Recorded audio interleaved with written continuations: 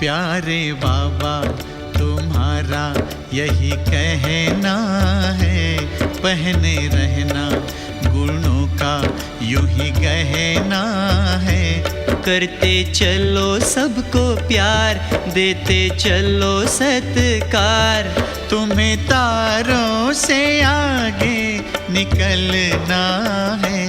प्यारे बाबा तुम्हारा यही कहना है। प्यारे बाबा तुम्हारा यही कहना है।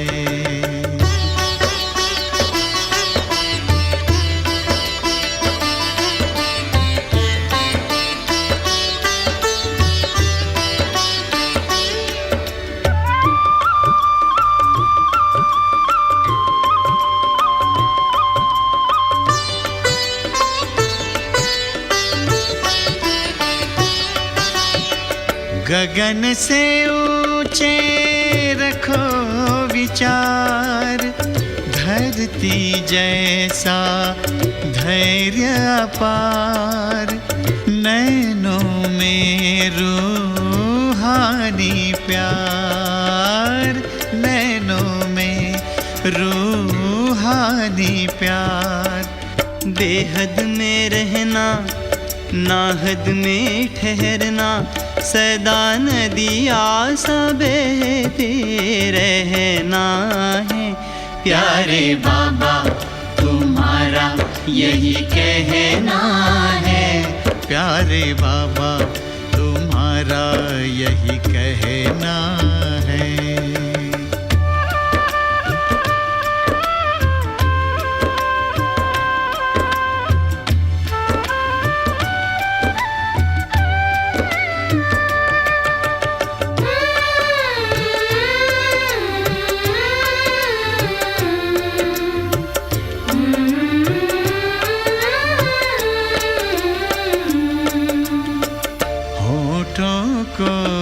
मुस्कान मिले जैसे हो गुलिस्तान खिले। होठों को मुस्कान मिले, जग को जीवन दान मिले। आए गम की न हवाएं, देते रहो दुआएं। नहीं अवगुण को मन में धरना है। प्यारे बाबा तुम्हारा यही कहना है। प्यारे बाबा तुम्हारा यही कहना है।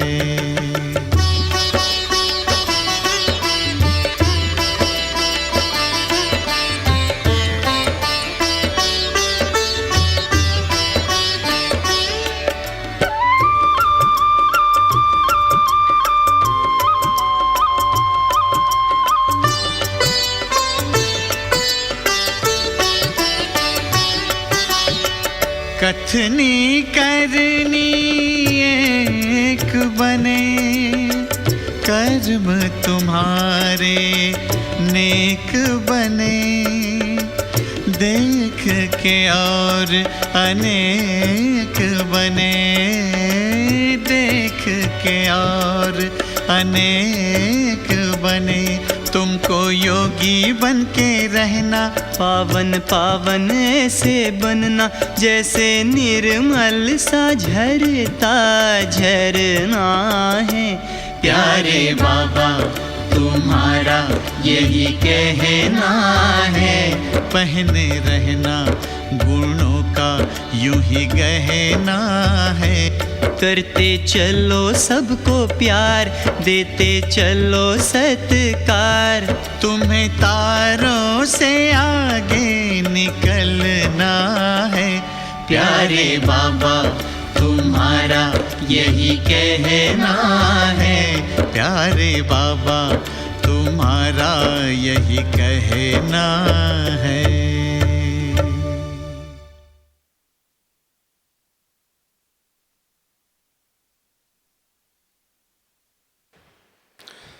ओम शांति। आज प्यारे बाबा के मीठे मधुबन के डायमंड हॉल में प्यारे बाबा के, मीठे बाबा के डायमंड बच्चे आए हैं।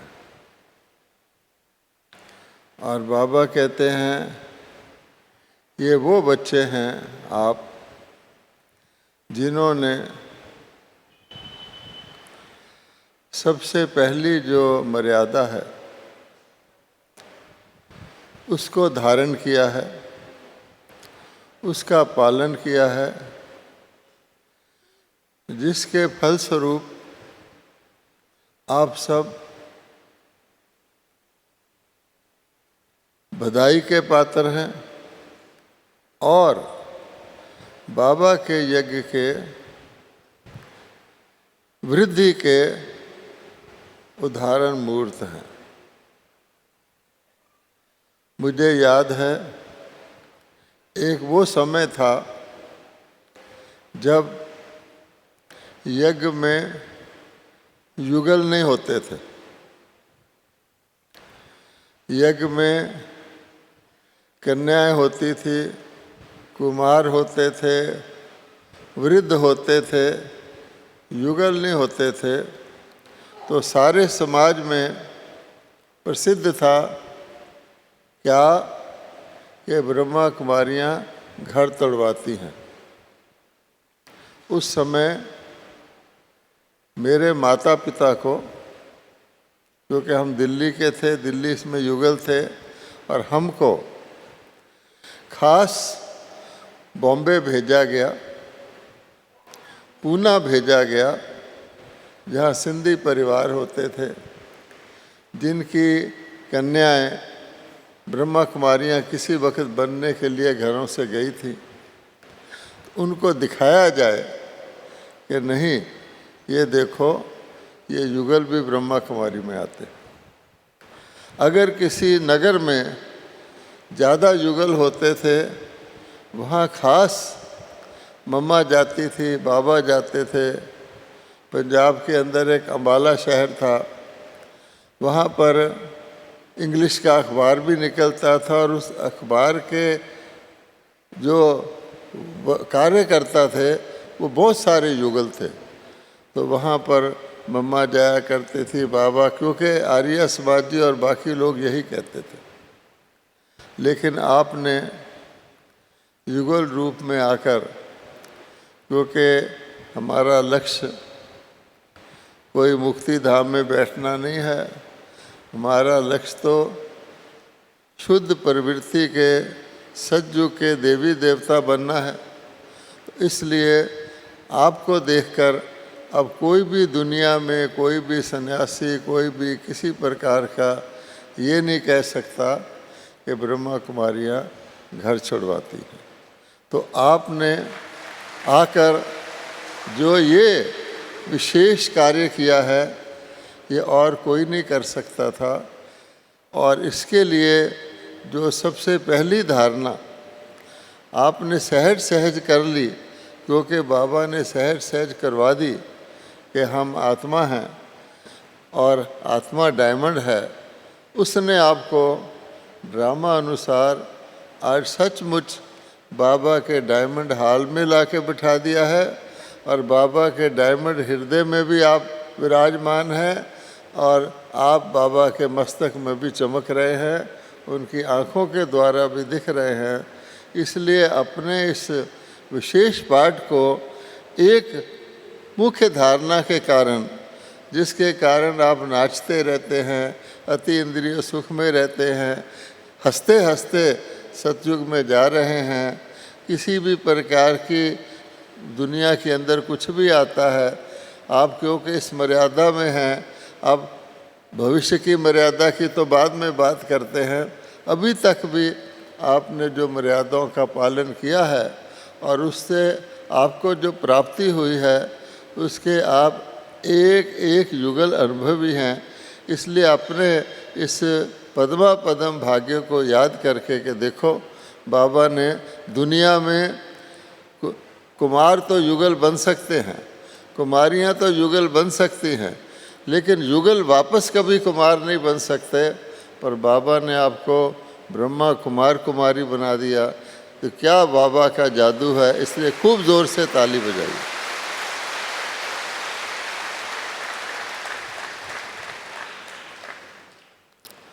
अब मैं आपको मर्यादा के पालन से क्या फ़ायदे हैं उसके कुछ अपने अनुभव सुनाऊंगा। और उससे पहले शास्त्रों में, क्योंकि हम लोग शास्त्रों की बात सुनकर हमारे संस्कार जागते हैं, मर्यादा के उल्लंघन का क्या नुकसान होता है वो भी आपको स्मृति में दिलाऊंगा। सबसे ज़्यादा मर्यादा की जो बात आती है उसमें लक्ष्मण रेखा को कहा जाता है कि लक्ष्मण जी ने, जब सीता जी ने सोने के हिरण, हम सब जानते हैं सोने का हिरण तो होता ही नहीं, वो तो माया है, तो सोने, एक कहानी है, सीता रूपी आत्मा ने लोभ में आकर के सोने का हिरण मुझे मिल जाए तो राम जी को भी और लक्ष्मण जी को बाहर भेज दिया, जाओ लेके आओ।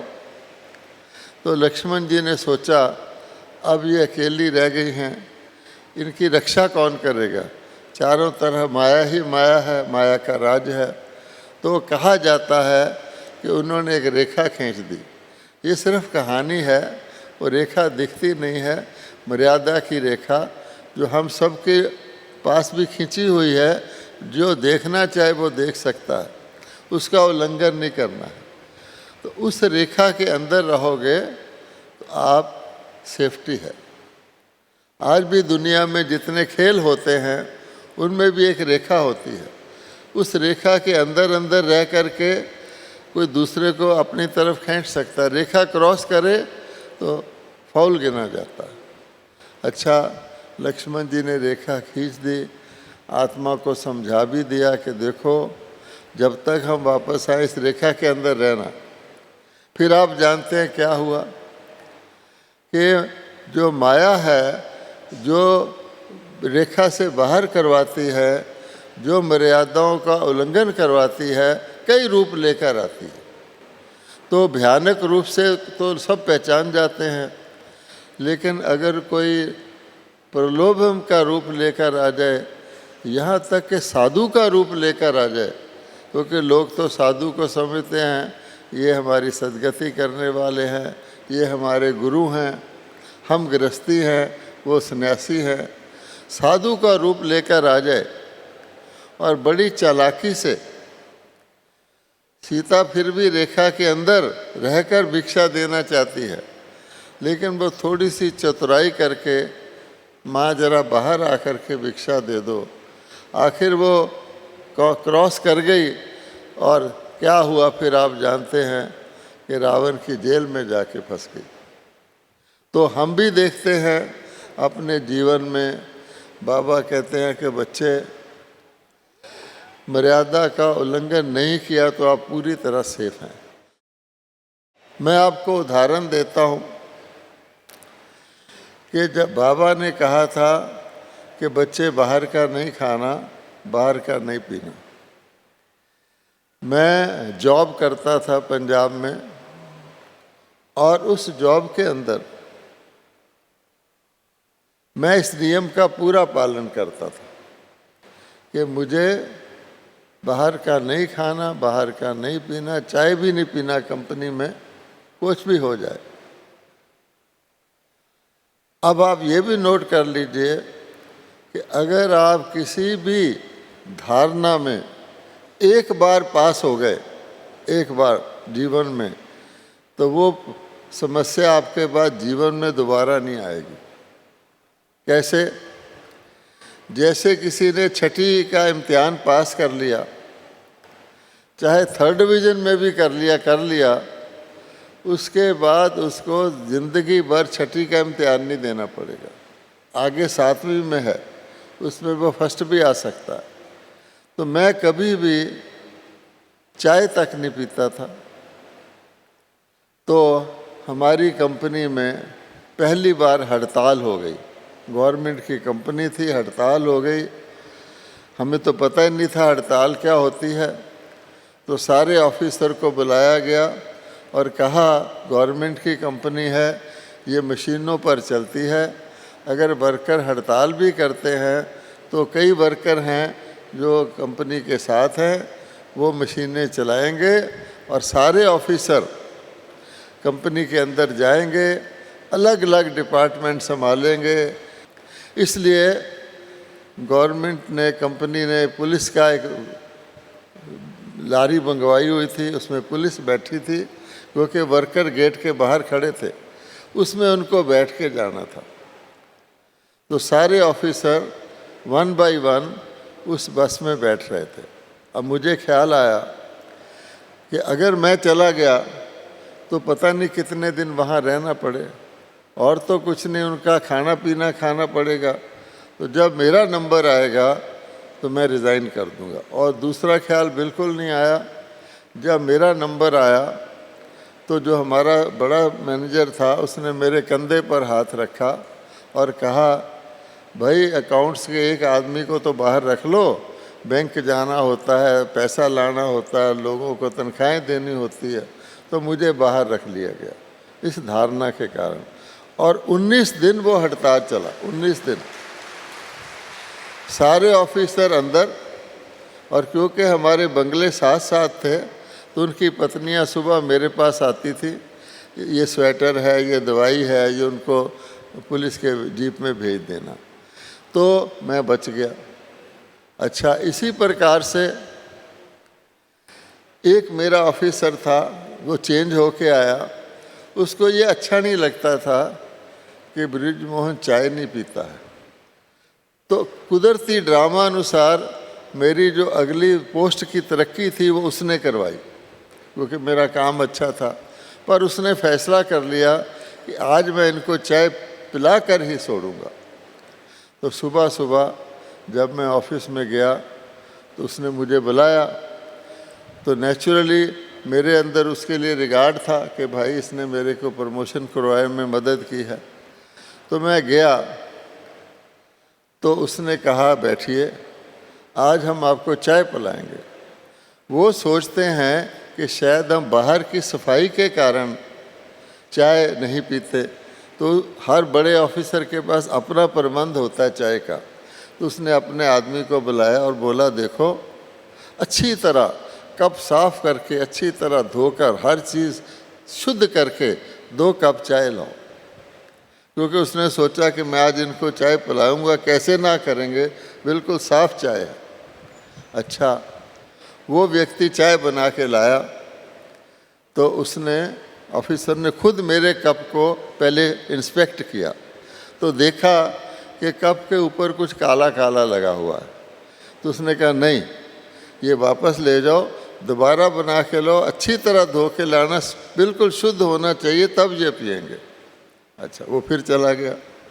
अब क्या हुआ, ऑफिस शुरू हो गया था तो हमारी कंपनी का लॉ ऑफिसर आके उसके पास बैठ गया। उसने उससे बातें शुरू कर दी। अब वो व्यक्ति 2 कप बना के लाया, एक तो उसने उसके आगे रख दिया, दूसरा मेरे आगे रख दिया। वो उससे बातों में बिजी था।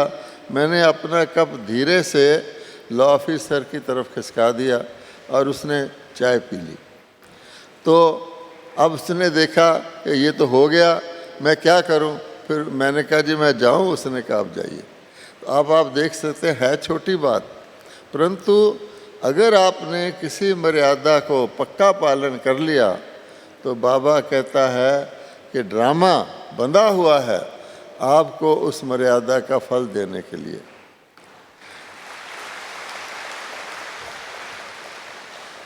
अब ये जो कहते हैं कि आग लगी, घर जल गए, बाबा तो बिल्ली के बच्चों का मिसाल देता है कि भट्ठा था ईंटों का, उसमें भी बिल्ली के बच्चे बच गए। इसी प्रकार से प्रहलाद का एग्जाम्पल दिया जाता है, वो भी बच गया। तो बाबा कहता है हम सबको अनुभव है, जिन्होंने मर्यादा का सच्चे दिल से पालन किया हुआ है, उसकी मर्यादा ड्रामा टूटने नहीं देता है।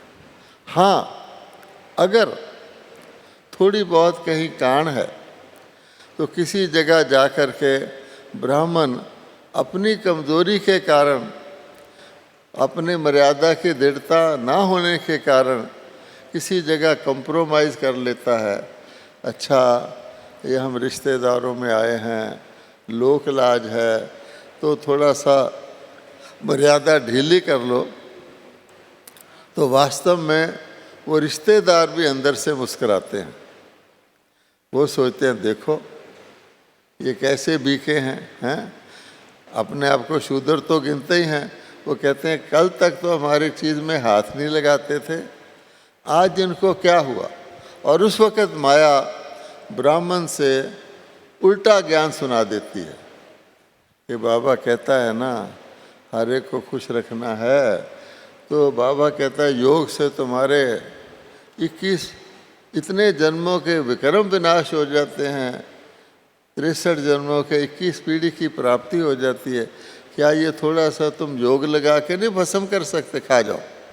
हमारे ने चालाकी की, हम फंस गए। लोक लाज रखी, कुल मर्यादा रखी, लेकिन वो ऊंचे से ऊंचे बाप की मर्यादा तोड़ दी। इसका अर्थ क्या हुआ कि हम मर्यादाओं का पालन तो कर रहे थे, लेकिन जब मौका आया तो हम ढीले हो गए। इस विषय में मम्मा की मर्यादाओं को देखिए। मम्मा ने, हम सब जानते हैं, आप बहन भाई बैठे हैं, कि सबसे थोड़े समय में सबसे श्रेष्ठ पद पाया। यहाँ संगम पर ज्ञान ज्ञानेश्वरी सरस्वती बन गई। हम सब मम्मा की मुरली सुनते हैं तो वंडर खाते हैं कि थोड़े से शब्दों में कोई नया भी आ जाए वो उसको मानेगा। तो मम्मा कहते हैं बॉम्बे में थी और किसी मंत्री ने मम्मा से मिलने का समय लिया था, और समय लिया था रात के 10 बजे। उन दिनों मंत्री बड़ी चीज़ होते थे, और ख़ास मिलने आए खुद, ये और भी बड़ी चीज़ था। तो उसने आते आते 10:30 बजा दिए। फिर बैठा रहा, बातें करता रहा, मम्मा उसको समझाया तो 12 बज गए। अब मंत्री गया, मम्मा ने उसको विदाई दी, मम्मा सो गई। सुबह 2 बजे मम्मा योग में बैठी थी, तो रमेश भाई आए। उन्होंने कहा मम्मा आप तो 12 बजे सोई हैं, थोड़ा रेस्ट कर लें। तो मम्मा ने पता क्या कहा? मम्मा ने कहा एक मंत्री की अपॉइंटमेंट के लिए मैं रात को जागी और उसकी अपॉइंटमेंट पूरी की, और अपने परम पिता शिव बाबा की अपॉइंटमेंट है, उसमें मैं हाजिर ना रहूं, ये कैसे हो सकता है? इसलिए मम्मा मम्मा बन गई। तो हम भी आप देखेंगे कि लोक लाज और कुल मर्यादा के कारण ईश्वरीय मर्यादा जो हमारे रिश्तेदार एक्सपेक्ट करते हैं कि ये पालन करेंगे, हम उनके सामने तोड़ देते हैं। तो आप सोचिए, ब्राह्मण कुल बदनाम होता है कि ये कैसे ब्राह्मण है, और एक प्रकार से हम पूरे यज्ञ की बदनामी करवाते हैं। आपको पता है कि बाबा कहते हैं कि मैं सबको ज्ञान देता हूँ, लेकिन 2 प्रकार के आत्माएं निकलती हैं, एक ब्राह्मण और एक क्षत्रिय, उसी ज्ञान से। अब वो क्या मतलब हुआ? अगर आपने कभी बाटा कंपनी का जूता खरीदा हो तो बाटा कंपनी का जूता बाटा की दुकान में भी मिलता है और अन्य दुकानों में भी मिलता है। फर्क क्या होता है? अगर आप गौर से देखेंगे तो बाटा की दुकान में मिलेगा, उसके ऊपर बाटा का ठप्पा लगा हुआ होगा, और अन्य दुकानों पर बिकने वाले पर BSC बाटा शू कंपनी का ठप्पा लगा हुआ होगा। तो फर्क हो गया। इसी प्रकार से बाबा कहता है कि मैंने आपको ब्राह्मण बनाया, लेकिन ब्राह्मण से सूर्यवंशी देवता भी पैदा हुए जो विजयी थे, विजयमाला में आए। चाहे उनके पद दर्जा बदर्जा थे, राजा थे, प्रजा थे, पर सूर्यवंशी सतयुगी थे। फिर त्रेतावंशी, उसको तो भगवान कहते हैं, देवता भी नहीं कहते, वो तो फेल होने वाले हैं। आप सब में से हाथ उठवाया जाए, कौन कौन राम सीता बनने वाला है, कोई हाथ उठाता ही नहीं। तो वो फिर कैसे बने? उन्होंने युद्ध किया, कई परिस्थितियां आई, सोचा बाबा का साथ दे या माया का साथ दे, ये लौकिक का लाज निभाएं या बाबा की लाज निभाएं। तो युद्ध करके धीरे धीरे उनकी समझ में आया, जितना आगे बढ़ते गए तो बाबा की तरफ भारी होती गई, माया की तरफ कम होती गई। अब आप देखिए, रस्म रिवाज हैं, कहीं धन का लेन देन करना है, कहीं रिश्तेदारियां निभानी है, उसमें हर ब्राह्मण अपने अंदर जानता है, युगल जानता है कि हम कहाँ विजयी रहते हैं। कई तो शेर की तरह विजयी रहते हैं, दूसरे ऑटोमेटिक समझ जाते हैं, वो सब समझते हैं कि ये बाहर का खाते पीते नहीं, इनका भोजन अलग है, इनका सिस्टम ही अलग है। हम खुद थोड़ा सा नीचे हो जाते हैं।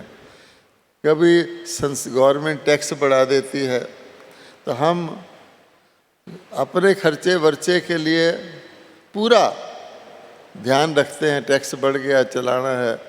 केवल बाबा के यज्ञ में जो देना उसको घटा देते हैं कि चलो भाई अब हम इतना ही दे पाते हैं। अब ये क्या है? बाबा कहता तुम शक्तिशाली, बाबा को पैसा नहीं चाहिए, बाबा तो 2 मुट्ठी चावल देखता है। अब मैं अपनी बात बताता हूँ। एक समय आया जब कन्याओं को बंधन से छुड़ाने के लिए गंधर्वी विवाह की बात होती थी। तो उसी प्रकार से मेरे पास भी गंधर्वी विवाह का प्रपोजल आ गया। मैं एक तो अच्छी पोस्ट पर था, ऑफिसर था, बड़े बड़े धनवान घरों की कन्याओं के माता पिता ने आके कहा, बाबा मम्मा को कहा कि हम अपनी कन्या को छुड़वाना चाहते हैं। मम्मा ने मुझे बुलाया, मम्मा ने कहा ये ऐसे गंधर्वी विवाह की बात आ रही है, तुम करोगे? मैंने कहा मम्मा मैं तो नहीं करूँगा। मम्मा बोली तुम डरते हो? मैंने कहा मैं डरता भी नहीं हूँ। फिर बोली क्यों नहीं करोगे? मैंने कहा हम तो निर्बंधन होना चाहते हैं और एक कन्या को अपने घर में ले आए, पवित्रता भी धारण कर ले तो कितना बंधन हो जाएगा।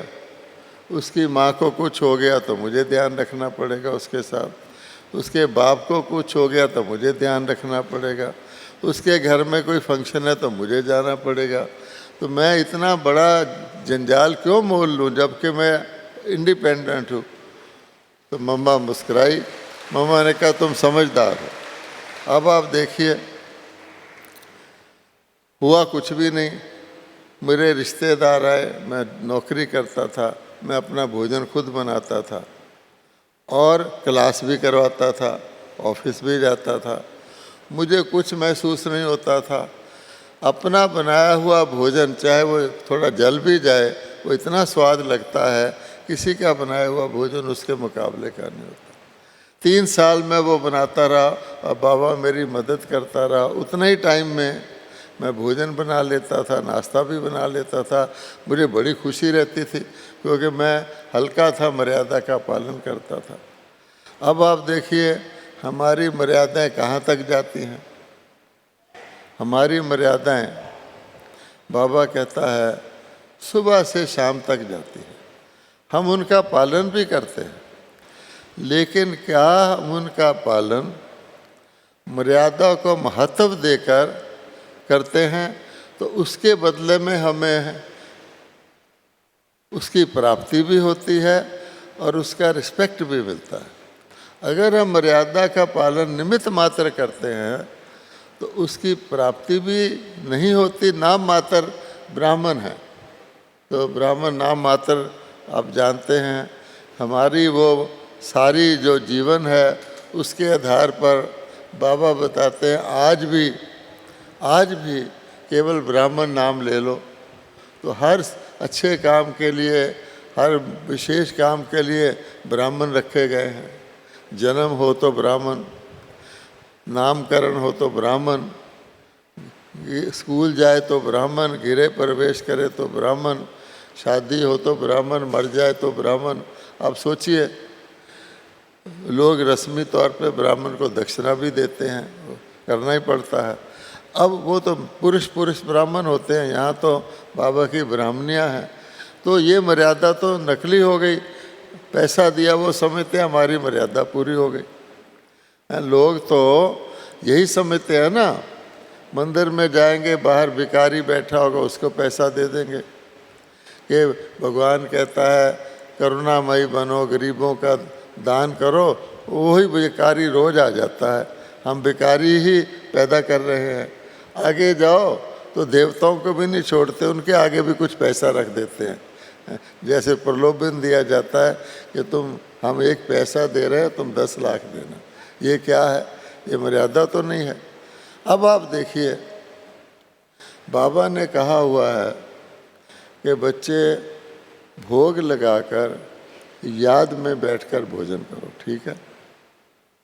हर एक ब्राह्मण को ये मर्यादा है और हर एक ब्राह्मण रस्मी तौर पर भोजन सामने आता है, आँख देखती है।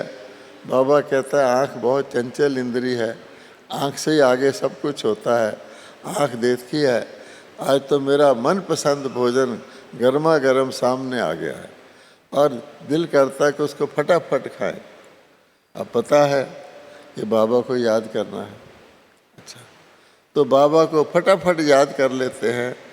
ये नहीं कि हम बाबा को एक गिट्टी भी खिला दें फिर याद रखें। बाबा ने कहा, ये थोड़ी कहा शुरू में याद कर लो उसके बाद छुट्टी। ब्रह्मा बाबा खुद कहते थे, मैं भी ये प्रसारित करता हूँ।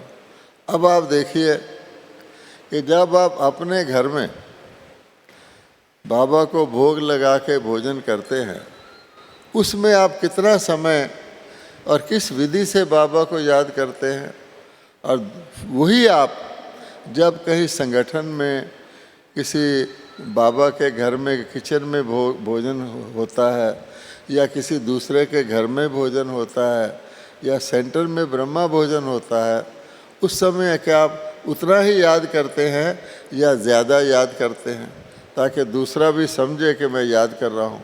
बताओ, इससे क्या पता लगता है कि वहाँ हम दिखावा कर रहे हैं, यहाँ लोकलाज निभा रहे हैं कि वाह देखो इसने तो अच्छी तरह से, सब देखते हैं जब सब ने भोजन करना शुरू कर दिया, उससे भी ज़्यादा देर हम मगन बाबा की तरह बैठे रहें कि लोग समझें कि इसने बहुत अच्छा बाबा को याद किया। इससे अहंकार पैदा होता है, अलबेलापन पैदा होता है, अपने आप को हम धोखा देते हैं या मर्यादा का पालन करते हैं। इसी प्रकार आगे चलो, बाबा ने कह रखा है कि मैंने एक विशेष टाइम अपने बच्चों के लिए रखा हुआ है। बाबा ने कहा बिजी से बिजी व्यक्ति भी हो, कोई जज हो, राजनीतिक हो, कोई भी हो, अपने परिवार के लिए थोड़ा सा टाइम रखता है कि कम से कम सारे दिन में 5, 10, 15 मिनट तो हम आपस में परिवार वाले मिलें, नहीं तो लोग भूल ही जाएंगे कि अपने संबंध को ही भूल जाएंगे। इसलिए बाबा ने अमृत वेला रखा, खास तौर पे रखा है। हम सब जानते हैं अमृत वेले में बाबा कहता आपको कुछ नहीं करना। जैसे कोई गेस्ट किसी के घर आ जाता है, बाकी काम उसका होता है, तो बाबा ने अपने बच्चों के लिए, जिनको बाबा ने अडॉप्ट किया, जिनको ब्राह्मण बनाया, अमृत वेला रखा। अब केवल वहाँ जाना है, बाकी बाबा हमारे जानता है, बाबा हमारे को भरपूर कर देता है। जैसे कोई संगीत का इंस्ट्रूमेंट होता है, सितार होता है, तबला होता है, उसको बजाने वाला भी सुबह सुबह अपने सितार तबले को सेट करता है, तारे तूरे टाइट करता है, तबले के रस्सियाँ खींचता है ताकि सारा दिन ठीक चले। हर व्यक्ति कोई भी किसी तरह का होगा, होटल वाला भी अपने टैंकी में नया पानी भर लेता है। ये तो संसार में करते हैं। अब बाबा कहते हैं मैंने अमृत वेला सेफ्टी के लिए रखा हुआ है, ब्राह्मणों की सेफ्टी के लिए रखा हुआ है। कैसे? आपके सेंटर में लिखा हुआ है कोई भी नया जिज्ञासु आ सकता है। अब तरह तरह के लोग आते हैं, बुरी नज़र वाले भी आ जाते हैं। अब बहनों को पता है कि ये व्यक्ति बुरी नज़र वाला है, इसका कुछ धारणा करने का इसका इच्छा नहीं है, तो फिर क्या करते हैं? दूसरे तीसरे दिन कहते हैं तुम अमृत वेले आना।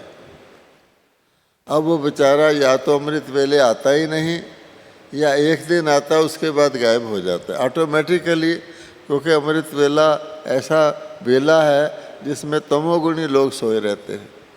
अब बाबा कहते हैं ब्राह्मण तो तमोगुणी नहीं है। अब उस वक़्त क्या हम मर्यादा का पालन करते हैं? सोचने की बात है। ठीक तरह से करते हैं? खास उसी वक़्त आप देखेंगे कि आलस्य आएगा, खास अमृत वेले आएगा। और किस रूप में आएगा? तुमको सारे दिन आज बहुत ज़रूरी काम करना है, कोर्ट में जाना है, फलानी जगह जाना है, ये इम्पोर्टेंट काम है। अगर तुम इस समय थोड़ा रेस्ट कर लोगे तो सारा दिन का तुम्हारा काम ठीक हो जाएगा। योग ही लगाना है ना, थोड़ा देर से लगा लेना। फिर चलो लेटे लेटे योग लगा लो, हैं? लेटे लेटे योग लगा लो तो माया कान में चूहे की तरह फूंक लगाती है। फिर क्या होता है? लेटते ही निंद्रा लोक में चले जाते हैं। फिर क्या होता है? आँख ठीक उस वक़्त खुलती है जब अमृत वेला पूरा हो जाता है। फिर इतने एक्टिव हो जाते हैं, कोई आलस नहीं, कोई निंद्रा नहीं, कोई रेस्ट की बात नहीं।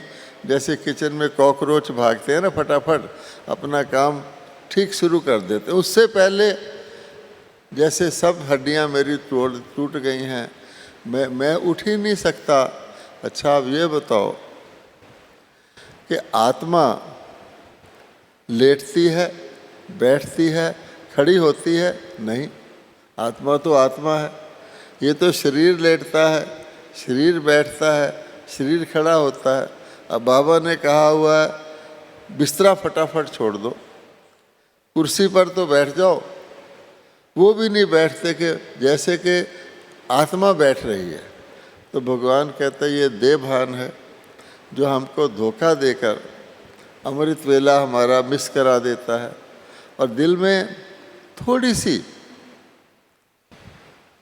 एक पश्चाताप, छोटी सी घंटी भी बजती है। क्योंकि आप देखेंगे, मान लो आप किसी सेंटर पर हैं, किसी संगठन में हैं, आप बैठे हैं, आपने देखा कि मैं तो सो गई थी या सो गया था, अब 4:45 हो गए हैं, साथ वाले भाई बहन आ रहे होंगे, तो आप उठ कर के नकली बैठ भी जाते हैं कि मैं तो खाट पर ही बैठा था, उसको दिखाने के लिए, ये और धोखा। फिर जब वो आते हैं तो उनके चेहरे पर जो प्राप्ति का, हल्केपन का, आंतरिक आत्मिक मुस्कुराहट होती है, उससे अंदर ही अंदर महसूस होता है ये तो कुछ प्राप्त करके आए हैं। फिर तरह तरह की हम उसको बातें करते हैं। तो आप देखेंगे अपने आप को हम कवर कर लेते हैं, लेकिन वो जो खो दिया वो खो दिया।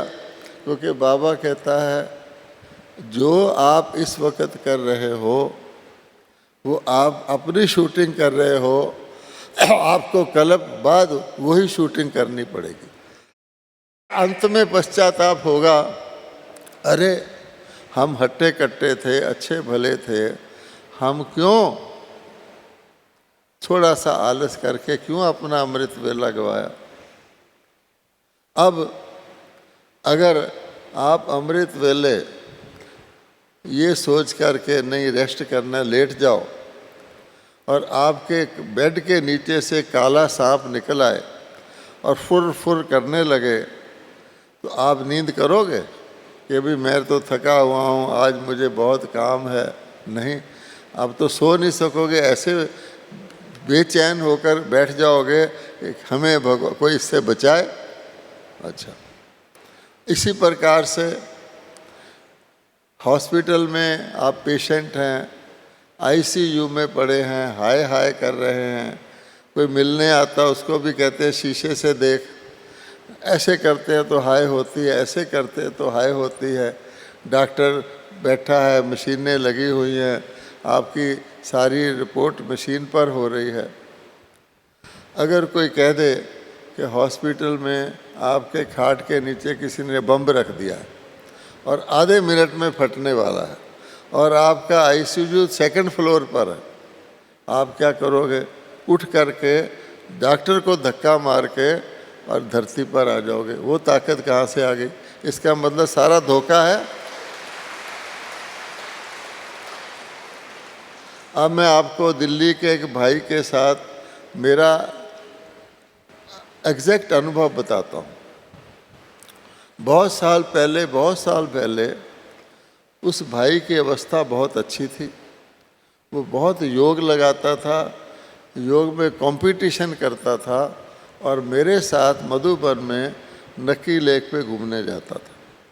और हम दोनों ये कहते थे कि देखना है कितना समय हम योग में रहे, कितना समय हम शांति में रहे।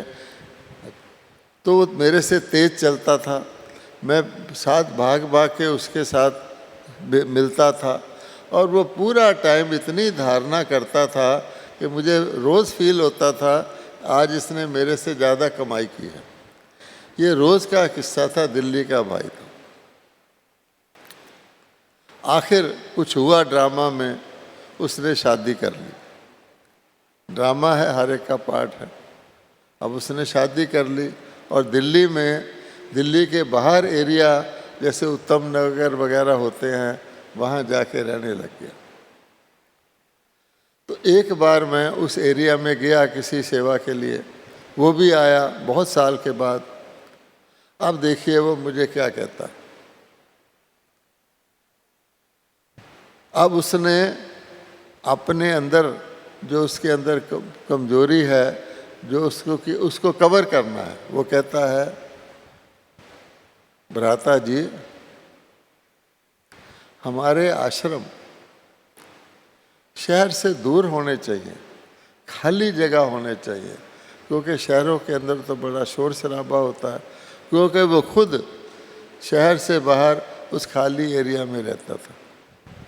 तो मैंने कहा भाई, बाबा ने तो माउंट आबू से, जो बिल्कुल खाली जगह है, बिल्कुल वहाँ पोल्यूशन नहीं है, बच्चों को जगह जगह भेजा, कश्मीरी गेट की गलियों में भेजा, स्थान स्थान पर भेजा, पोल्यूशन के एरिया में भेजा कि तुमको सेवा करनी है। तो हमने सेवा देखनी है, और बाबा उसके बदले में योग बल से हमें ठीक रखता है। तो मैं समझ गया कि वो बेचारा जो है, अब एक तो गृहस्थी हो गया, अब उसके पास क्या है कि खाली एरिया में उसने घर बनाया हुआ है, उसके आधार पर अपने उस खाली एरिया की महिमा कर रहा है, परंतु उसका दिल खाली है, उसका जमा का खाता खाली है। इस प्रकार से आप देखेंगे, हर एक अगर अपने जीवन में देखे, सुबह से शाम तक, बाबा कहता लंबे चौड़े प्लान नहीं बनाओ। एक दिन में हम अगर सुबह से शाम तक ब्राह्मण मर्यादाओं का सच्चे दिल से पूरा पूरा पालन कर लेते हैं तो हम पास हैं। और वरना जो है, हम कहीं ना कहीं अपनी मन मत को लगाकर या अपने जैसे किसी को जोड़ करके वो करते हैं। अब युगलों को किस प्रकार से माया आती है? युगलों को भी तो माया आती होगी ना, कि नहीं आती?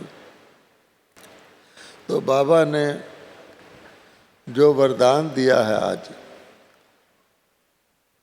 उसको आप ज़रा गौर से पढ़िए।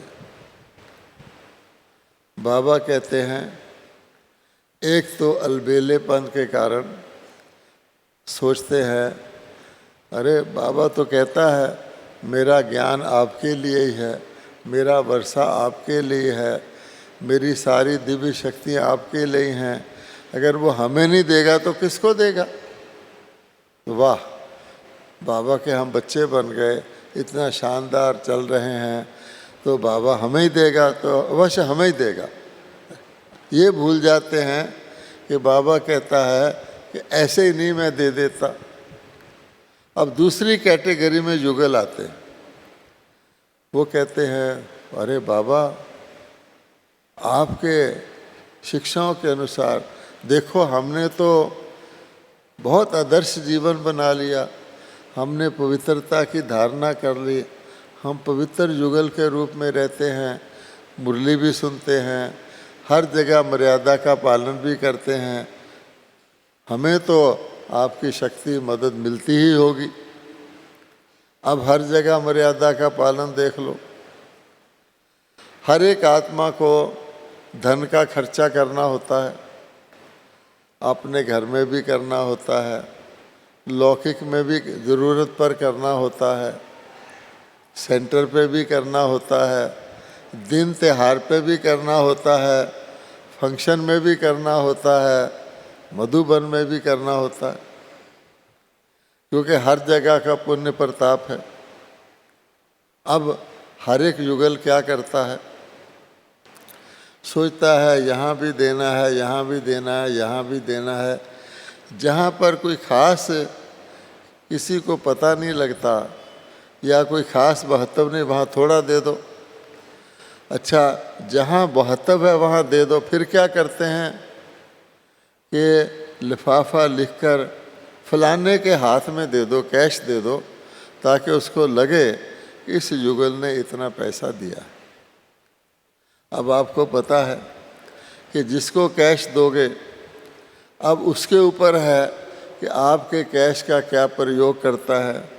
100% यज्ञ में देता है या अपने सेंटर में लगा देता है या अपनी सेवा में लगा देता है।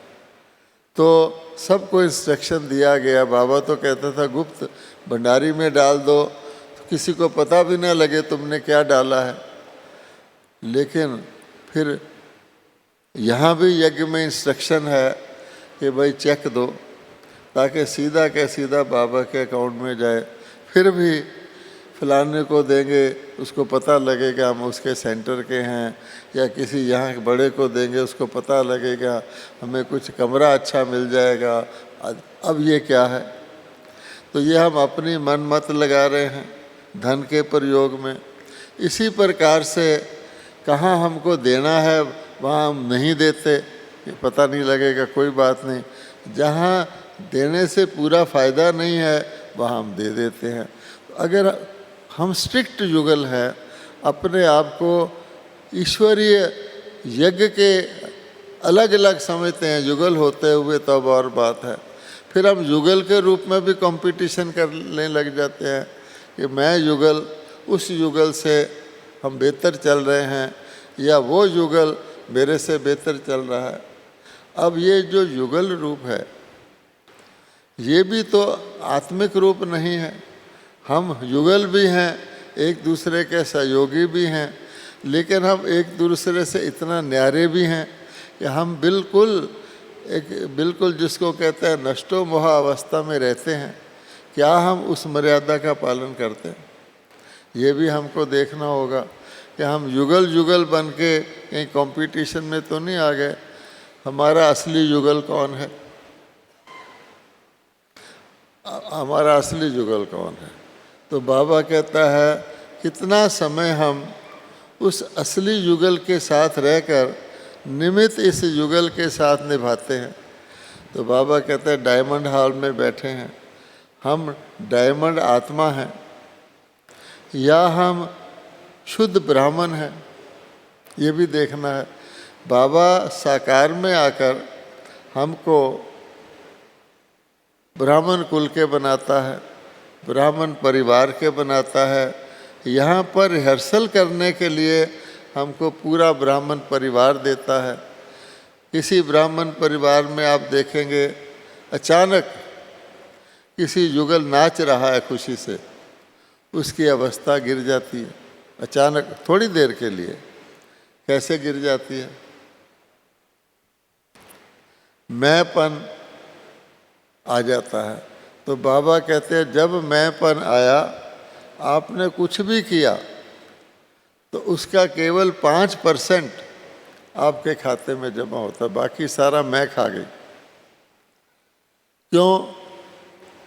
एक युगल कहीं प्रोग्राम हो रहा है, एक युगल बहुत ज़्यादा यज्ञ सा योगी है, बहुत ज़्यादा धारणा वाला है, दूसरा युगल सब जानते हैं कम सहयोगी है, कम धारणा वाला है। और किसी प्रोग्राम में स्टेट सेक्रेटरी ने उस कम धारणा वाले युगल को उत्साहित करने के लिए कुछ ऐसा कर दिया। मान लो उनका कोई बच्चा है, वो गीत गाता है, अच्छी धारणा वाले का बच्चा भी गीत गाता है या वो स्वयं गीत गाते हैं, बहुत अच्छा गीत गाते हैं, सब ताली बजाते हैं।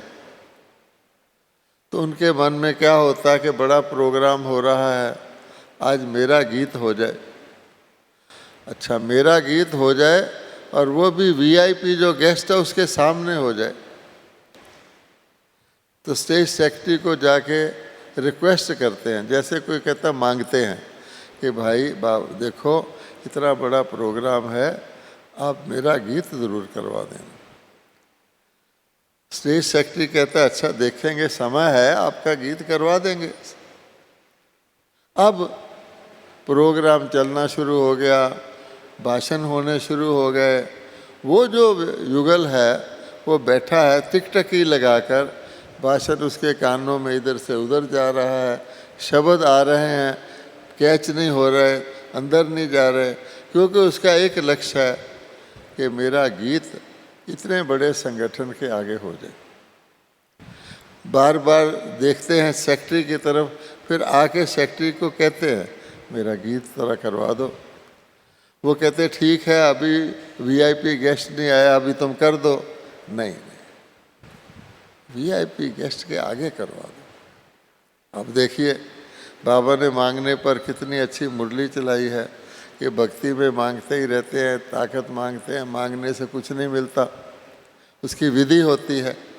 अच्छा, वो कहते हैं अच्छा बैठ जाओ, वीआईपी के आगे देखेंगे। और वीआईपी के आगे वो किसी दूसरे युगल के बच्चे का गाना करवा देते हैं जो इतना अच्छा गाता भी नहीं। अब तो इस आत्मा की अवस्था कितनी डाउन हो जाती है, मुरझा जाते हैं, उदास हो जाते हैं। देखो उसको तो गाना भी नहीं आता, उसका गाना करवा दिया। अब मेरा इतना अच्छा गीत होता है, मेरा गीत नहीं करवाया। अब ये अवस्था जो घटी, क्या इसको हम अपनी आत्मिक अवस्था, सहन करने की अवस्था, धैर्य की अवस्था, दूसरे को प्रोत्साहन करने की अवस्था कहेंगे? नहीं कहेंगे। इसलिए किसी भी वक्त हम अपने आप को, बाबा हमारा युगल है और बाबा परम आत्मा के तौर पे युगल है और मेरा युगल भी आत्मा के तौर पे है। आज भी बाबा ने फर्स्ट पेज पर मुरली के इतना अच्छा कहा है कि मैं तुमको दुनिया के जितने भी काम हैं सब शारीरिक हैं। साधु महात्मा बाबाएं सब शारीरिक काम ही करवाते हैं और लौकिक में भी हम शारीरिक ही करते हैं। अब ब्राह्मण कुल भी हमारा शारीरिक है और हमारा युगल बनना भी शारीरिक है। हम इसलिए हम डायमंड हैं, आत्मा का परमात्मा से संबंध है। बाबा ने कितना इजी करके कहा, जो पहला हमारा लेसन है कि शरीर कभी नहीं कहेगा ये मेरी आत्मा है, आत्मा कहेगी ये मेरा शरीर है। आत्मा ने परमात्मा से योग लगाना है। आत्मा तो निराकार है, निराकार का तो युगल होता ही नहीं। इसलिए अगर हम उस स्थिति में रहेंगे तो हमें असली रहेगा वो हमारा युगल है। हमने ईश्वरीय मर्यादाओं को निभाना है, ईश्वरीय मर्यादाओं का पालन करना है, ना कि हम तीसरी आंख बंद कर लें, ये दो आंखें खोल लें, ब्राह्मण कुल की मर्यादाओं को ही पालन करते रहें, वो भी नहीं। हमें ईश्वरीय मर्यादाओं को ब्राह्मण कुल में पालन करना है। हमें ईर्ष्या ना आए, हमें द्वेष ना आए, हम किसी का अवगुण ना देखें। बाबा कहते हैं जैसे मैं पिता प्रेम ही प्रेम करता हूँ, किसी से घृणा नहीं करता, आप भी प्रेम ही प्रेम करो, किसी से भी घृणा ना करो, किसी से भी ईर्ष्या ना करो। अब हम कहेंगे, बाबा ने मुरली चलाई, क्रोध नहीं करना है। क्रोध चाहे वो जोश है, चाहे वो क्रोध है, चाहे वो चिड़चिड़ापन है, ये क्रोध का अंश है, छुपा रहेगा। क्या कभी कभी हमको चलते चलते क्रोध नहीं आ जाता? हम कहते बुराई पर क्रोध आता है। ये देखो, ये व्यक्ति है, आके चुपचाप बैठ जाता है, बाजार का खाना खाता है और अगली सीट पर बैठ जाता है। उदाहरण है। अब या किसी के बारे में मुरली आती है कि सिनेमा नहीं देखना, या तो हमको पता है वो देखता है, हमारा ध्यान उसकी तरफ चल जाता है, देखो क्लास में बैठा है, सिनेमा देख रहा है। अब बाबा कहते हैं ये अनेक प्रकार का जो परचिंतन है, इसमें आपका तो कुछ फ़ायदा नहीं है, क्योंकि जहाँ जख्म होगा वहाँ स्पिरिट लगेगी। जो चीज़ आपको लागू होती है वो हमको धारण करनी है। इसलिए ये रास्ता बहुत आसान है। बाबा ने पवित्रता की धारणा करवाकर, लेकिन पवित्रता बाबा कहता है कितनी गहरी पवित्रता है। हर मर्यादा का पालन पवित्रता है। देह भान में आएंगे तो कुछ ना कुछ गड़बड़ हो जाएगी, लिमिट में आ जाएंगे। आज भी गीत बजा कि तुम्हें बेहद में रहना है, तुमको अब बेहद, मैंने क्या कि सारे विश्व का ध्यान रखना है। सारे विश्व में तो आत्माओं के तौर पे हमारा नाता है। अगर हम मेरा सेंटर, मेरा घर, मेरा परिवार, मेरा जोन कहेंगे तो भी काम नहीं बनता। अब यहाँ पर जितने युगल आए हैं एक ही स्थान से थोड़ी आए हैं, तो हमको बेहद की अनुभूति कराने के लिए आए हैं। अब मान लो आप भोजन पे जाते हो, तो भोजन की टेबल पे अगर आप अपने ही सेंटर वालों के साथ, अपने ही लोगों के साथ भोजन करते हो, फिर आपके शहर में और मधुबन में फ़र्क क्या हुआ? ज़रा किसी दूसरे के साथ बैठकर भोजन करें, आपको वाइब्रेशन आएगा। यहाँ भी आपको वाइब्रेशन आता है। इसलिए बाबा कहता है कि मर्यादा का पालन, पवित्रता का पालन ये है कि हमारे अंदर, मन के अंदर किसी के लिए भी कुछ भी अपवित्रता ना आए। अब हम कहते हैं ये आत्मा तो यज्ञ का नुकसान कर रही है, ये आत्मा तो डिससर्विस कर रही है, ये आत्मा तो क्रोध कर रही है, आप कह रहे इससे प्यार करो। तो एक बारी मैं दादी जानकी से पूछा कि दादी जी ये क्या, इनके लिए तो प्यार उठता ही नहीं। दादी कहती है देवता तुमको बनना है, ये याद रखो कि देवता मुझे बनना है, मुझे दूसरों को देवता बनाने की कोशिश नहीं करनी है। बाबा भी कहता है मैं तो सबके बच्चों की हरकतें देखता हूँ, अज्ञानियों के भी देखता हूँ, ज्ञानियों के भी, मुझे क्रोध क्यों नहीं आता? तो बाबा कहता है मुझे तरस आता। लोग भगवान को मर्सीफुल कहते हैं, दयालु कहते हैं, क्षमा का सागर कहते हैं। अगर आपको किसी ब्राह्मण के किसी भी चीज़ में कुछ 19-20 लगे, उस पर तरस करो, तो आपको क्रोध नहीं आएगा, आपको चिड़चिड़ापन नहीं आएगा। और पर चिंतन तो करना ही नहीं है, क्योंकि अपने से नीचे वाले का चिंतन करोगे आप अलबेले हो जाओगे, अपने से ऊपर वाले का चिंतन करोगे तो आप निराश हो जाओगे। इसलिए बाबा ने कहा सोच चिंतन करके, प्रभु चिंतन करके, शुभ चिंतन करके अपने मन को सदा हर्षित रखना है। ये युगल रूप भी हमें युगल में रहते हुए, मर्यादा का पालन करते हुए भी अपने आप को अकेला डायमंड बनाना है कि परम आत्मा आत्माओं को लेने आए हैं और सतयुग में भी आत्माएं जाएंगी। इसलिए आप सब ज्ञानी हैं। बाबा कहता है दूसरे के गुण देखो, गुणों की लेन देन करो। ज्ञान तो बाबा बहुत हमको देता है, और जो कुछ है उसको प्रैक्टिकल में लाओ, क्योंकि ख़ास बात यह है हमारे अंदर भंडार भरे पड़े हैं ज्ञान के, पॉइंट्स के, धारणा के, लेकिन उसको प्रैक्टिकल में लाएंगे। जैसे हम कहते हैं ना बाबा ना, उससे तो मैंने बात नहीं करनी, क्यों नहीं करनी भाई? पता नहीं, उससे तो दूर रहना अच्छा है। ये ब्राह्मण के शब्द नहीं है। तो इन सब बातों को देखते हुए हम सब आत्मस्वरूप से न्यारे होकर दे से, मम्मा ने भी कहा, बाबा ने भी कहा है कि परम धाम में तो आत्मा जानी है ना, शरीर थोड़ी जाना है।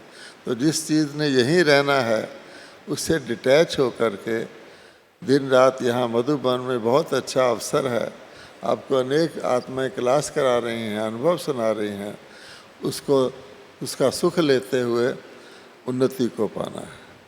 ओम शांति।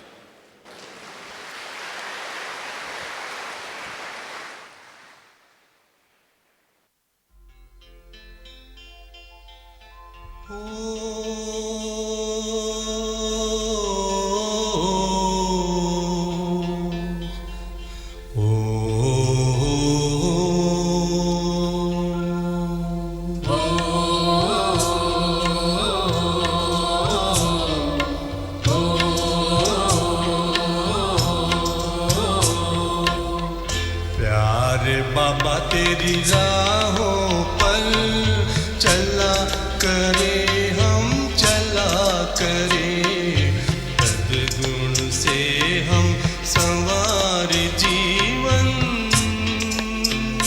हो, सद्गुण से हम संवार जीवन और सभी का भला करे। बाबा तेरी राहों पर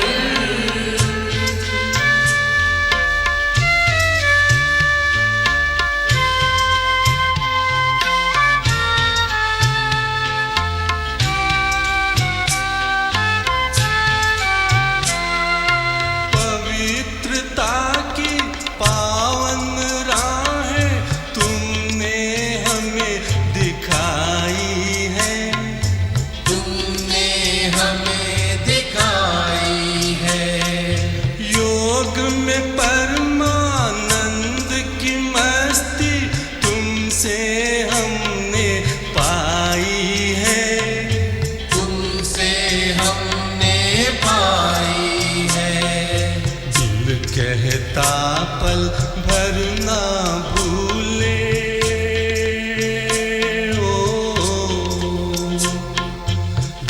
कहता पल भर ना भूले, इन पलकों में पला करे। प्यारे बाबा तेरी राहों पर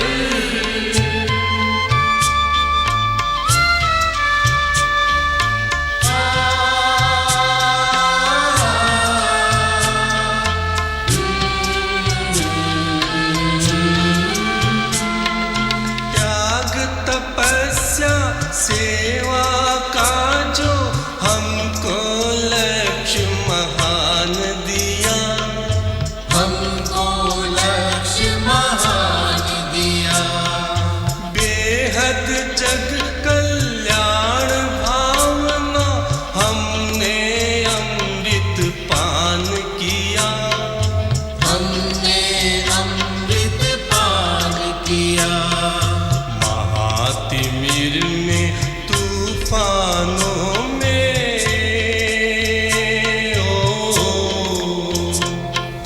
महातिमिर में तूफानों में परम ज्योति बन जला करे। प्यारे बाबा तेरी राहों पर चला करे, हम चला करे, सद्गुण से हम सवार जीवन और सभी का भला करे। प्यारे बाबा तेरी राह